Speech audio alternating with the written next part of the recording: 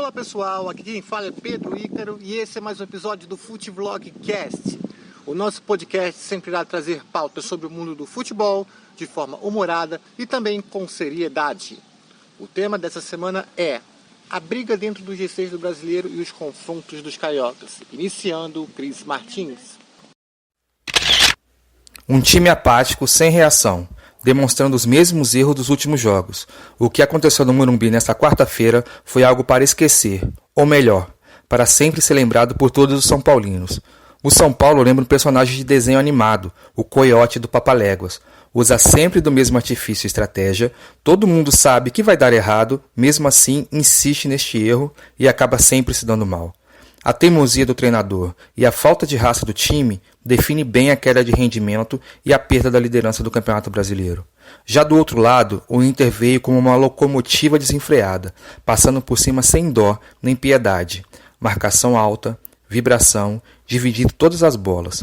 O atacante Yuri Alberto teve sua noite de gala. Com 3 gols, o camisa 11 foi o destaque da partida. Abel Braga, quando chegou, foi muito contestado no comando do Colorado e nem sabia se ficaria até o final da temporada. Fez o time ressurgir das cinzas como uma fênix. Nem nos seus melhores sonhos imaginava uma vitória histórica como esta. 5-1, digna do melhor vinho francês. Foi lindo. Cris Martins para o Futevlog Cast. Flamengo e Palmeiras é o jogo em destaque. E os comentários de Marcos Castro.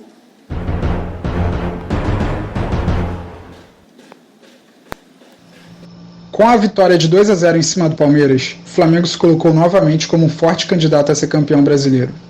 No jogo que ocorreu no estádio Mané Garrincha, a equipe treinada pelo técnico Rogério Ceni apresentou um bom primeiro tempo. Forte marcação-pressão, impedindo assim a saída de bola do time do Palmeiras. Começou com o William Arão como zagueiro e apresentou uma variação tática bem interessante. Quando o time era atacado, o Isla fechava e formava a linha de 4, junto com o William Arão, Rodrigo Caio e Felipe Luiz. E quando o time tinha a posse de bola na fase ofensiva, o Isla ficava bem mais espetado na linha lateral pelo lado direito, enquanto o Bruno Henrique ficava assim pelo lado esquerdo e o Flamengo ficava com 3 zagueiros, William Arão, Rodrigo Caio e Felipe Luiz, que jogou bem mais preso e muito menos exposto, fazendo um jogo bem melhor do que nas últimas partidas. Outro jogador que realmente teve um destaque muito importante e que é um jogador que está merecendo cada vez mais o seu espaço na equipe titular é o Diego. É um jogador que realmente jogou bem, controlou bem o meio-campo, deu passes importantes. Pelo outro lado, o Everton Ribeiro não está conseguindo apresentar um bom futebol, não está conseguindo dar sequência em grandes jogadas. É um jogador que está muito abaixo do que ele já apresentou com a camisa rubro-negra e realmente não está correspondendo ao que é esperado dele. O Rogério Ceni começou com o Gabigol como atacante titular, só que eu acho muito interessante esse debate, né? Pedro versus Gabigol. Eu acho que o Pedro é um jogador que realmente está tendo uma temporada muito melhor e tem correspondido mais quando entra no time. O Flamengo já disputou 30 jogos. Ele tem 8 jogos ainda a serem feitos e tem realmente partidas extremamente importantes, as 8. O lema do Flamengo tem que ser vencer, vencer e vencer. Seja contra o Atlético Paranaense na próxima partida ou contra o Internacional e o São Paulo. Não importa o time agora, o importante é vencer. O principal rival contra o Flamengo nesse Campeonato Brasileiro é o próprio Flamengo. Se o time colocar a cabeça no lugar, conseguir continuar o trabalho do técnico Rogério Ceni e formar um conjunto, uma equipe, o Flamengo realmente é um fortíssimo candidato a ser campeão brasileiro. O time depende só de si para isso. Aqui é Marcos Castro para o Futevlog. Agora eu chego com os comentários das partidas Coritiba e Fluminense e Grêmio e Atlético Mineiro. Destaco agora 2 jogos, 2 empates, resultado ruim para todos. Primeiro jogo, Coritiba e Fluminense. A equipe do Coxa venceu a última partida contra o Vasco da Gama fora de casa e precisava vencer em casa para consolidar a boa fase. Abriu 2-0 sobre o Fluminense, porém, um jogo movimentado com muitos gols, deixou a vitória escapar e o resultado final foi em 3-3. Para o Fluminense o resultado foi horrível também.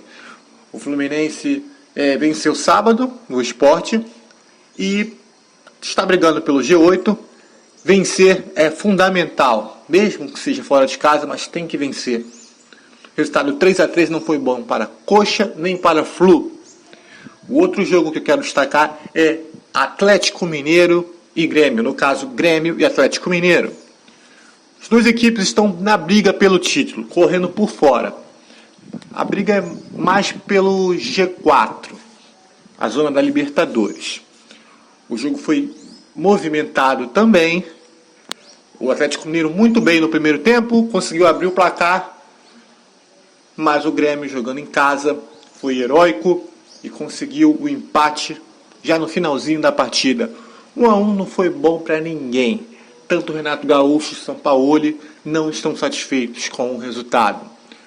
O Grêmio tem o clássico contra o Internacional, que agora é líder do campeonato, no próximo domingo.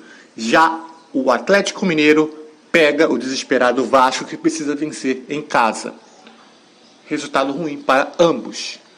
4 times, Coritiba, Fluminense, Grêmio e Atlético Mineiro, não conseguiram vencer na rodada.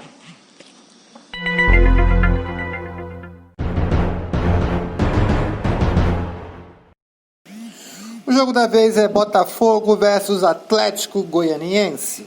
E os comentários, Felipe Quintanilha.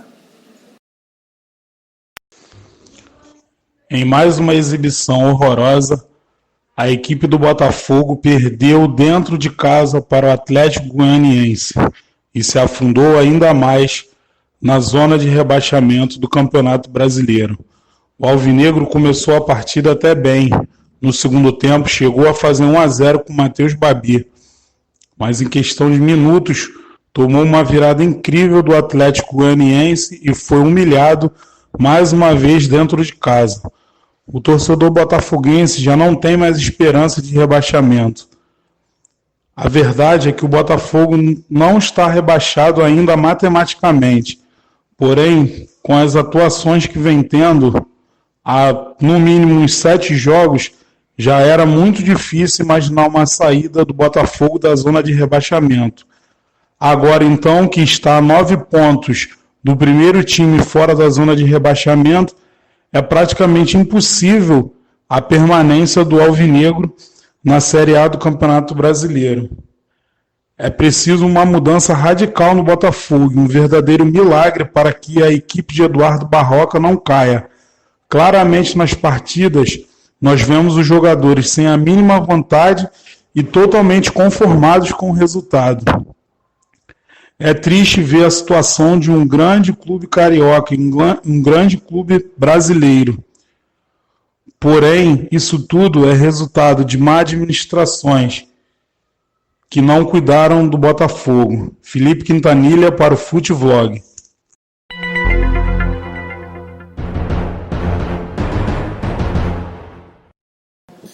Felipe Ribeiro finaliza com Bragantino e Vasco da Gama. Fala galera do podcast Futevlog, aqui é o Felipe, vindo a minha análise do jogo do Bragantino contra o Vasco. O Vasco teve um bom início com a volta do Luxemburgo, mas infelizmente caiu de produção. O Luxa trocou praticamente metade do time que antes era comandado pelo português Ricardo Sapinto, mas só deu resultado nos primeiros jogos. Com isso é visto que o elenco ainda é muito abaixo para quem quer brigar por coisas melhores. O Vasco precisava de no mínimo um empate em Bragança. Começou bem, mas logo caiu de produção. A zaga com Castanho L não teve uma boa atuação e com isso Claudinho e companhia aproveitou. O Vasco até esboçou uma reação no segundo tempo, com a entrada de Carlinhos e Vinícius no lugar de Thales Magno e Caio Lopes, com isso equilibrando o jogo. Assim, o Vasco fez seu primeiro gol com chute de fora da área muito forte do Carlinhos, que o goleiro soltou, o Gabriel Peck marcou, diminuindo para o Vasco 2-1. Importante destacar que é o primeiro gol do Gabriel Peck como profissional. O time do Lucha tentou, mesmo assim não foi suficiente para parar o time do comandante Maurício Barbieri. Assim o Vasco terminando a rodada dentro do Z4.